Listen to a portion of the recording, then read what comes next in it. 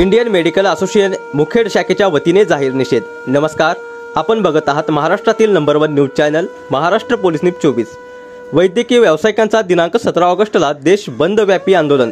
9 August 2024च्या फाटे कोलकाता येथील RG car medical कॉलेजमध्ये पदवीधर तरुणीवर क्रूरपणे बलात्कार करून तिची अमानुषपणे हत्या करण्यात आली। यामुळे फक्त वैद्यकीय क्षेत्रालाच नव्हे तर संपूर्ण देशाला मोठा धक्का बसला आहे। यामुळे डॉक्टर्सच्या कामाच्या ठिकाणच्या सुरक्षिततेचा अति महत्त्वाचा प्रश्न पुन्हा ऐरणीवर आला आहे। तेव्हापासून आपल्या फार पूर्वीपासून प्रलंबित सुरक्षेसंदर्भातील न्याय मागणीसाठी निवासी डॉक्टर्स देशव्यापी संपावर गेले आहेत। IMA तर्फे देशभरात निदर्शने आणि कॅन्डल मार्च काढण्यात आले आहेत। आरजी कार महाविद्यालय अधिकाऱ्यांनी गुन्ह्याची परिस्थिती अतिशय हलगर्जीपणे निष्काळजीपणे हाताळली आहे आणि पहिल्या दिवसानंतर तर पोलीस तपासही जाणीवपूर्वक रखडला गेला, जेणेकरून या प्रकरणातील हाय प्रोफाईल गुन्हेगार सुटतील।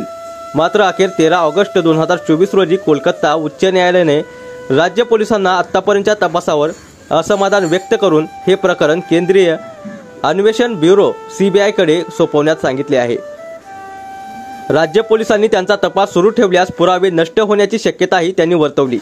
15 ऑगस्टला आपला स्वातंत्र्य दिनी जेव्हा आपण सर्व देशवासी आनंद साजरा करीत होतो, त्याच दिवशी मोठ्या जमावाने या रुग्णालयाच्या विविध विभागांची फक्त तोडफोडच नाही केली, तर ज्या सेमिनार रूममध्ये पीडित निवासी डॉक्टर्सचा निर्गुण बलात्कार व हत्या केली गेली तेथेही पुरावे नष्ट करण्याचा प्रयत्न या जमावाने केला।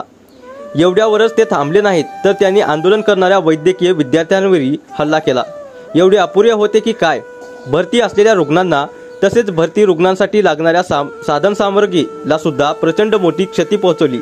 इंडियन मेडिकल असोसिएशन मुखेड शाखेच्या वतीने जाहीर निषेध करून दिनांक 16 ऑगस्ट 2024 घटनेचा निषेध म्हणून मुखेड शहरात अतिशय शांततेने बाराहाळी नाका ते तहसील कार्यालय रॅली काढण्यात आली व रॅलीची सांगता तहसीलदार साहेब व मुखेड पोलीस स्टेशनचे अध्यक्ष केंद्रे साहेब यांना निवेदन देऊन करण्यात आली। या रॅलीमध्ये IMA वैद्यकीय संस्था, IDA chemistry association, Shivprasad nursing college या विद्यार्थी व सुरक्षित अशा वातावरणामध्ये आपण जगत आहोत। म्हणजे आजकाल मुलींना जन्म देणं हा अपराध झाला की काय, अशीच एक भावना उत्पन्न होत आहे आणि त्यासाठी शिक्षेची तरतूद तर आहेच, पण त्याची अंमलबजावणी होत नाही आहे। तर त्याची अंमलबजावणी व्हावी, जेणेकरून कुकृत्य करण्याआधी त्या जीवाचा थरकाप उडाला पाहिजे। अशी फाशीचीच आणि फक्त फाशीचीच तरतूद झालेलीच आहे ती, पण तिची अंमलबजावणी ही प्रभावीपणे झाली पाहिजे, असं माझं ठाम मत आहे। आणि आम्ही सार्वजनिक जीवनामध्ये काम करतो, आमच्या मुली शिकताना सार्वजनिक जीवनात राहतात। कुणी वकील असतील, कुणी डॉक्टर असतील, कुणी इंजिनियर असतील, कुणी असतील। 24 तास आज काम, महिला सगळ्या आघाड्यांवर 24 तास काम करत आहे पुरुषांच्या खांद्याला खांदा देऊन। आणि तिथे जर एवढी असुरक्षितता असेल तर हे काम करणं केवळ अशक्य आहे। त्यासाठी गुन्हेगाराच्या मनात असा थरकाप उडाला पाहिजे, अशी चौरस्त्यात फाशीची शिक्षा देण्याची तरतूद आहेच आणि तिची अंमलबजावणी झाली पाहिजे।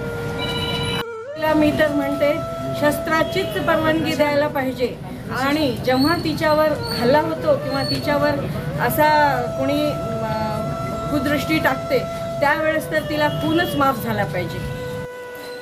तशीही तरतूद आपल्या कायद्यात आहे, पण त्याला पळवाटा भरपूर आहेत, तर त्या पळवाटा सगळ्या कमी करून जेणेकरून मुलगी सुरक्षित झाली पाहिजे, गुन्हेगाराचा मनात थरकाप झाला पाहिजे, तर तिनं केलेला खूनच माफ झाला पाहिजे, तिला शस्त्र परवाना सुद्धा मिळाला पाहिजे, जेणेकरून ही माझी मुलगी सुरक्षित राहील।